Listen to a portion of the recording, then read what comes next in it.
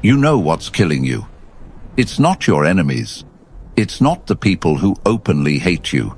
It's your politeness, your niceness, your desperate need to be liked by people who don't even respect you.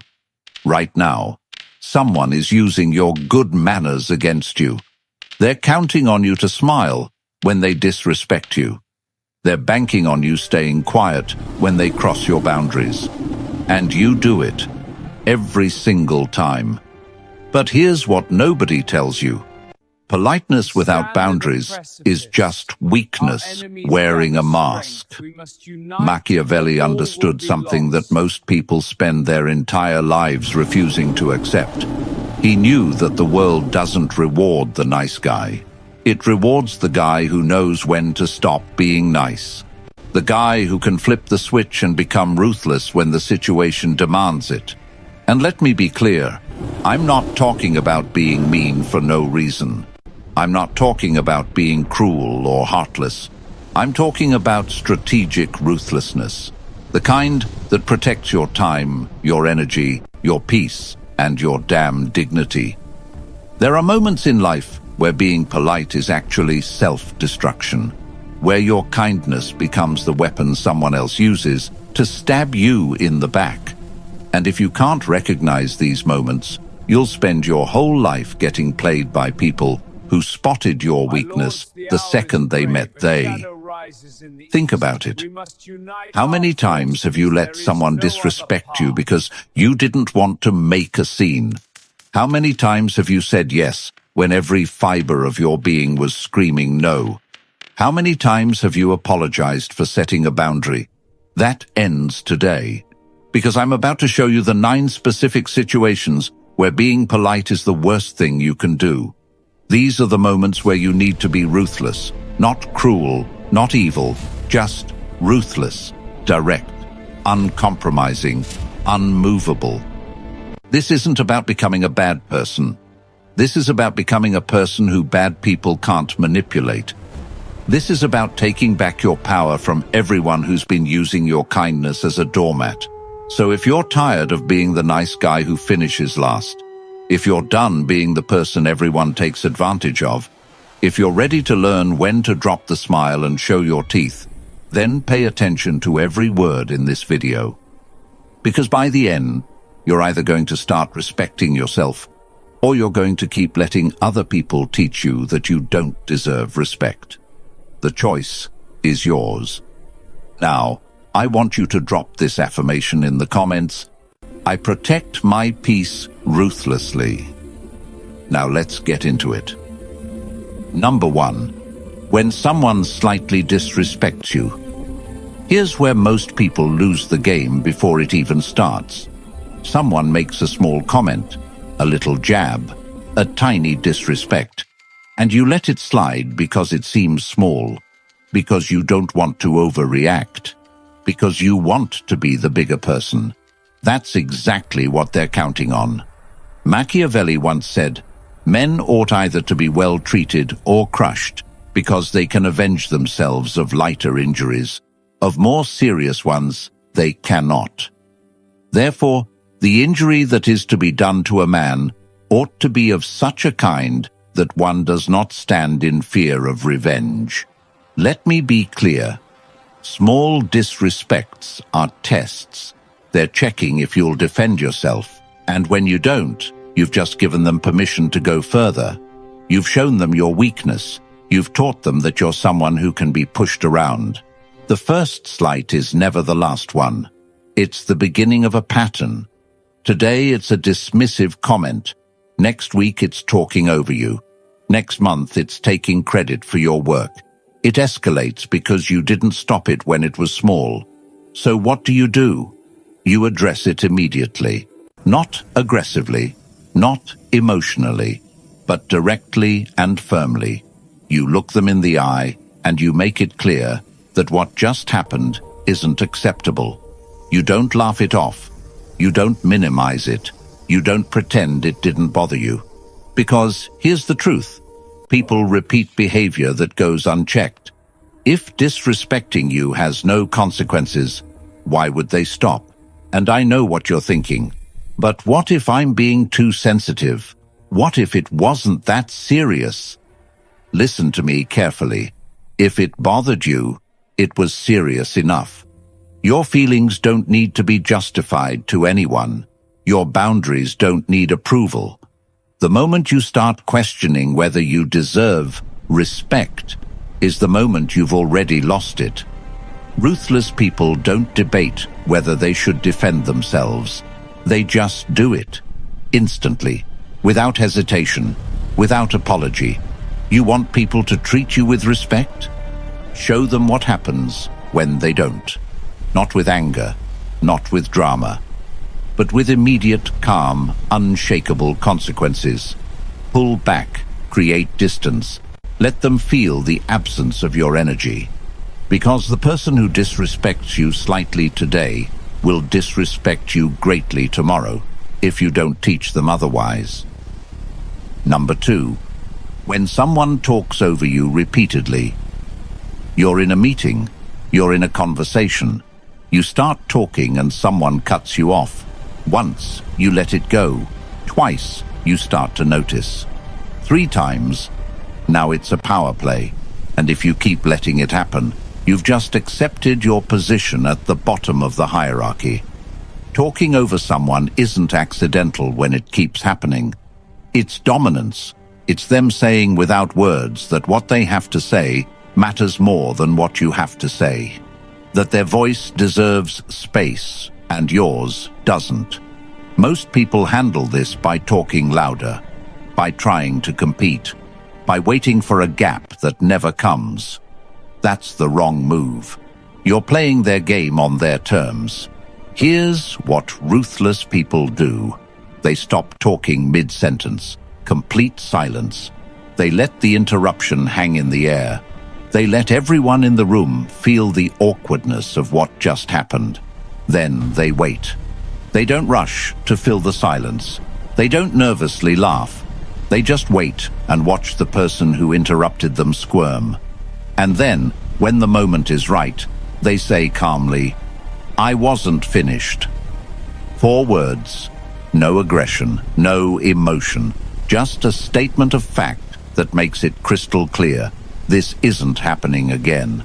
Or better yet, you address the pattern directly.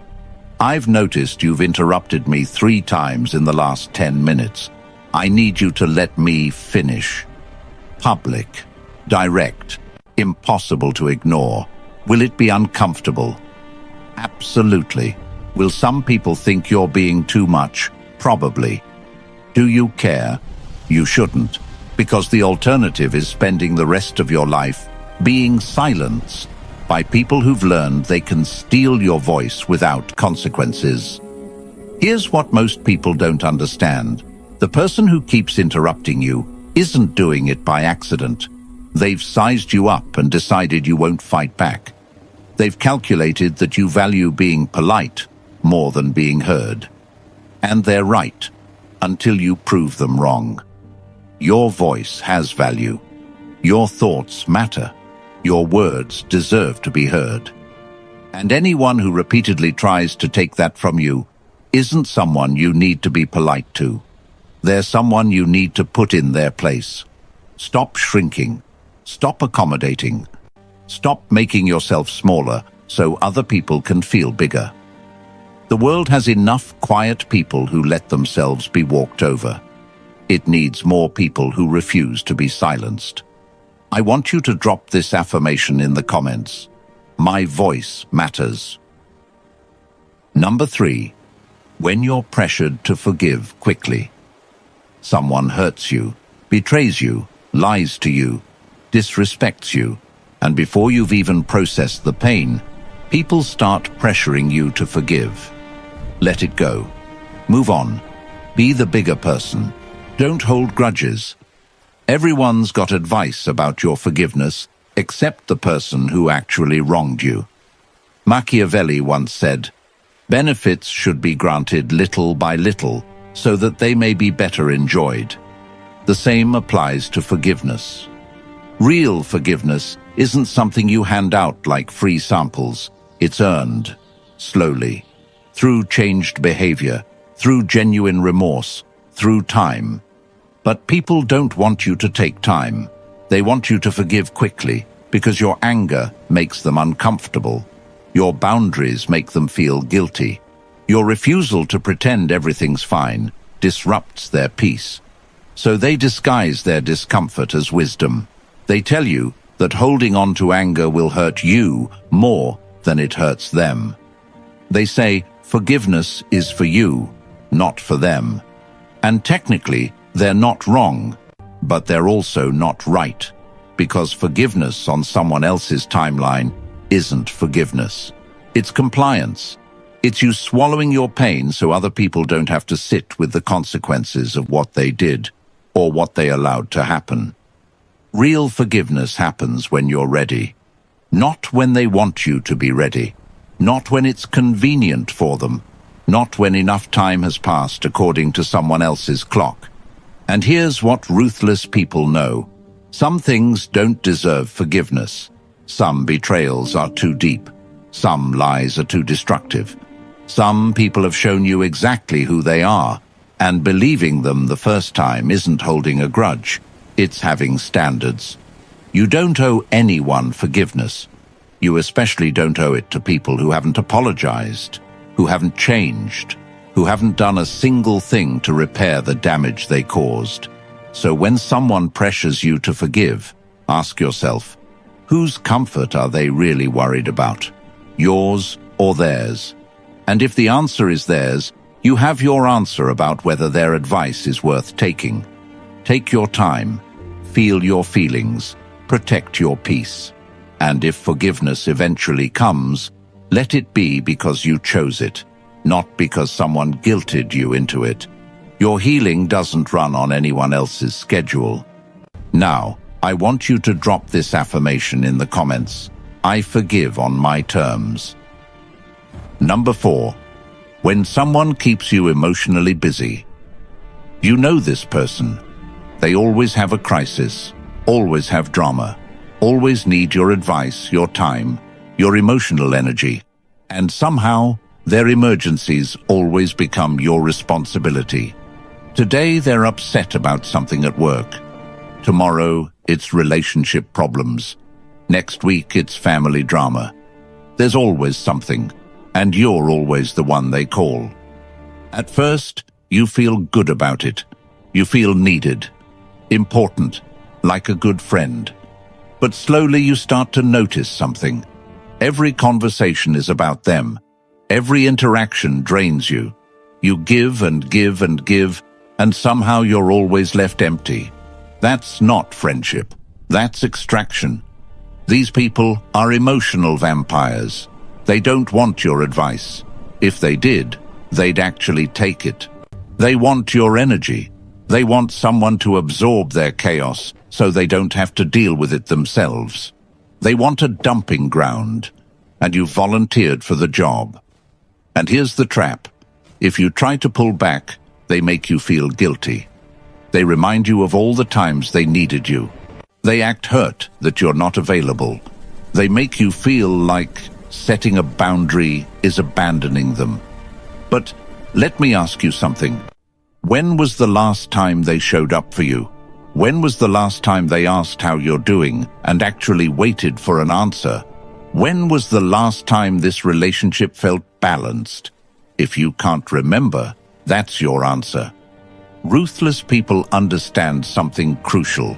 Your emotional energy is a resource, and some people will drain it dry if you let them. They'll take everything you give and still come back asking for more because you've never shown them there's a limit. So you set one. You stop being available every time they call. You stop dropping everything to solve problems. They're not even trying to solve themselves. You stop letting their chaos become your emergency. And when they push back, because they will, you stay firm. I care about you, but I can't be your only support system.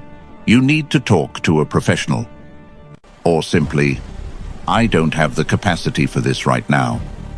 It sounds harsh, it feels mean, but it's necessary, because protecting your peace isn't selfish. it's survival. Stop setting yourself on fire to keep other people warm. Number 5. When your time is treated as flexible. They show up late. They cancel last minute. They change plans without asking. They assume you'll just adjust because your time isn't really important anyway. And you do adjust. You wait. You reschedule. You accommodate. Because you don't want to be difficult. Because you want to be understanding. Because surely they didn't mean anything by it. But they did mean something by it. They meant that your time doesn't matter as much as theirs. Machiavelli once said, "The first method for estimating the intelligence of a ruler is to look at the men he has around him. The same applies to you. Look at the people in your life. Do they respect your time? Or do they treat it like something they can waste without consequence? Because here's the truth. People who respect you show up on time. They keep commitments. They value your schedule as much as their own. And when something comes up, they communicate early and apologize genuinely. People who don't respect you, they're consistently late. They cancel at the last minute. They make plans and break them like it's nothing, and they always have an excuse ready. 1 time is an accident. 2 times is a pattern. 3 times is a choice. And if you keep accepting it, you're teaching them that disrespecting your time has no consequences. So what do ruthless people do? They leave. You said you'd meet at 2. It's 2:15 and they're not there. You leave. No angry text, no lecture, just gone. And when they finally show up and ask where you are, you say simply, "I waited until 2. You weren't there, so I left." They'll be shocked. They'll think you're being unreasonable. They'll say it was only 15 minutes. And that's when you know you did the right thing. Because someone who truly respected your time wouldn't think 15 minutes of it was disposable. Stop waiting for people who make you wait. Stop rearranging your life for people who wouldn't rearrange their afternoon for you. Stop accepting breadcrumbs of respect from people who should be giving you the whole meal. Your time is the one thing you can never get back. Every minute someone wastes is a minute of your life you'll never see again. Treat it accordingly. Protect it fiercely, and cut off anyone who treats it like it's worthless. Because if you don't value your time, nobody else will either. Drop this affirmation in the comments. My time is valuable. Number 6. When you explain more than necessary. You set a boundary, and then you spend the next 10 minutes explaining why, justifying, giving reasons, building a case like you're on trial.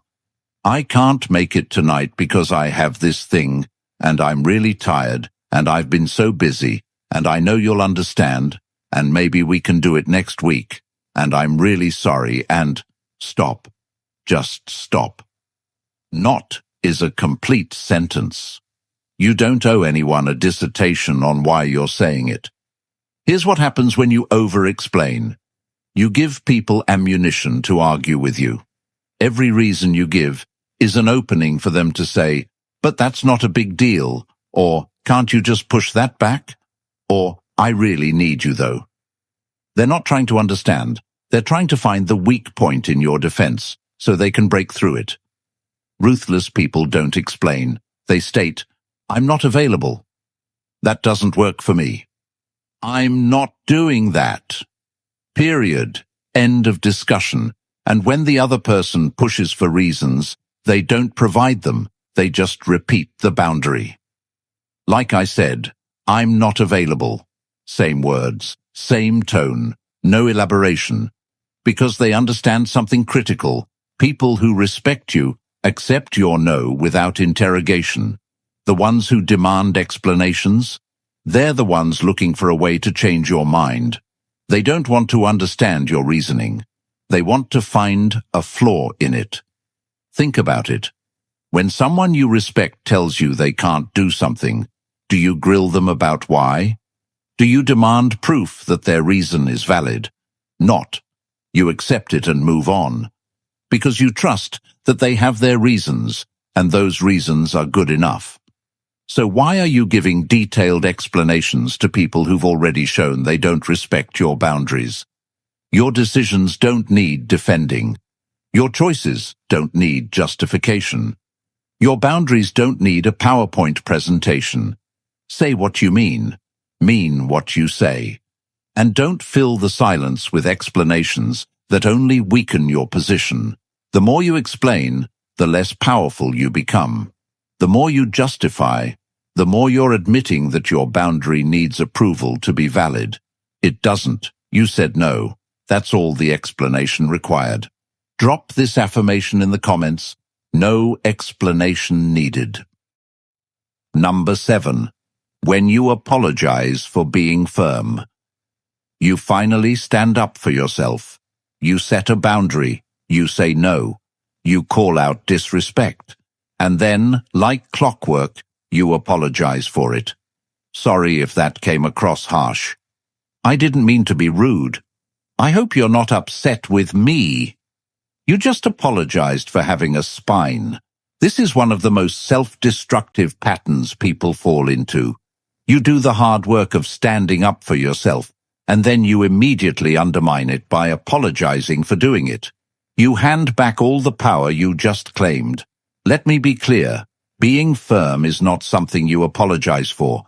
Setting boundaries is not rude. Demanding respect is not mean. And you don't owe anyone an apology for refusing to be a doormat.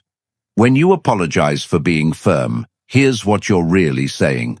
I know I just stood up for myself, but I'm not really sure I'm allowed to do that, so please don't be mad at me. You're asking permission to have boundaries. You're seeking approval for self-respect. And the person on the receiving end hears that weakness loud and clear. They learn that if they act hurt or offended, you'll back down. They learn that your boundaries aren't really boundaries. They're suggestions that can be negotiated if they apply enough pressure.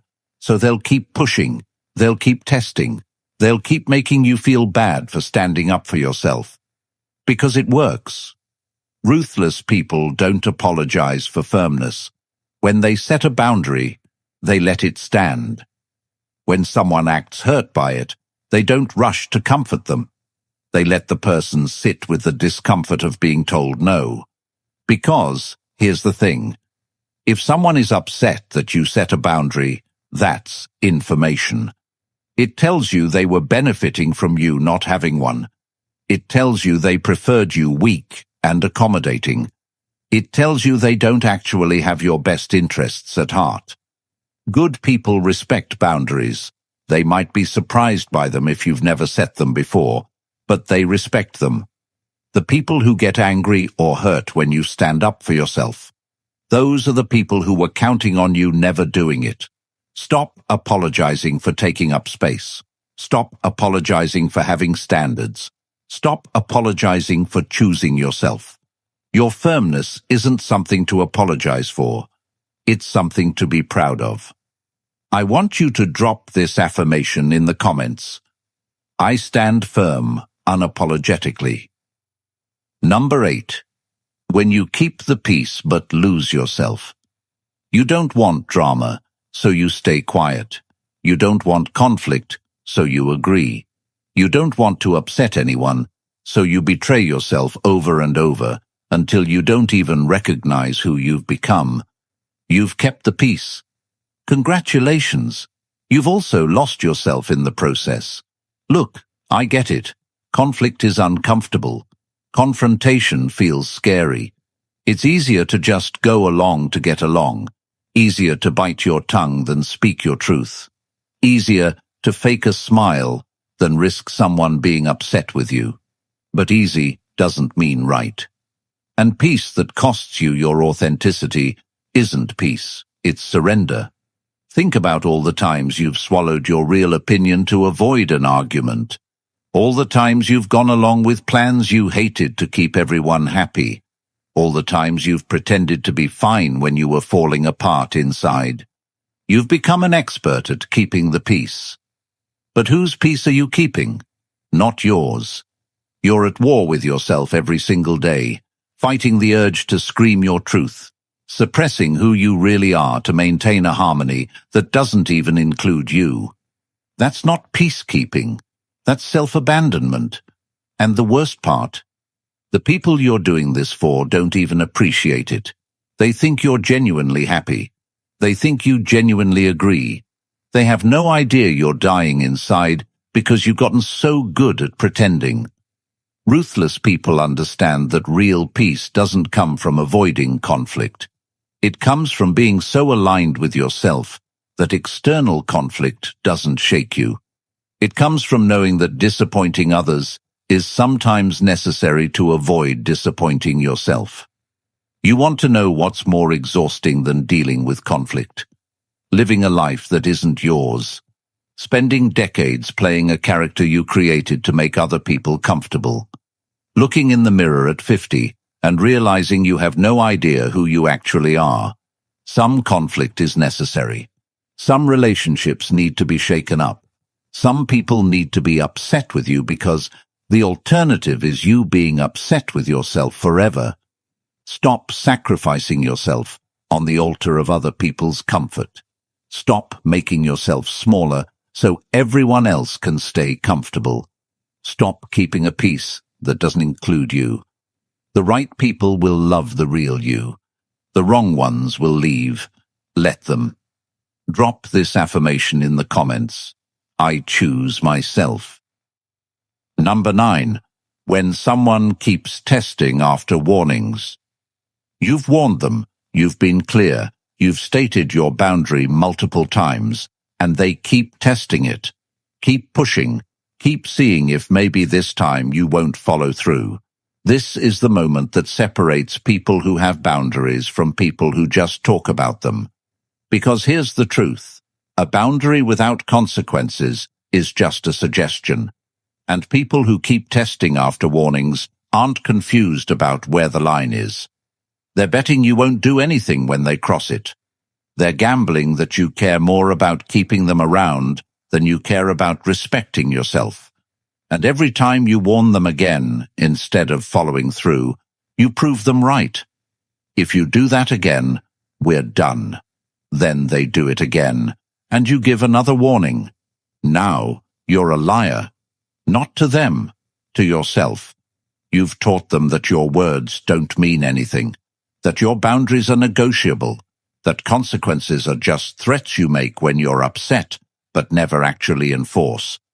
So they keep testing. Why wouldn't they? There's no downside. They get to keep doing whatever they want, and all they have to risk is another meaningless warning. Ruthless people don't give multiple warnings. They give one clear statement of what's acceptable and what happens if it's violated. Then they follow through. Immediately, without hesitation, without a second chance. If you disrespect me again, I'm walking away. Then when it happens, they walk. No conversation, no debate, no explanation.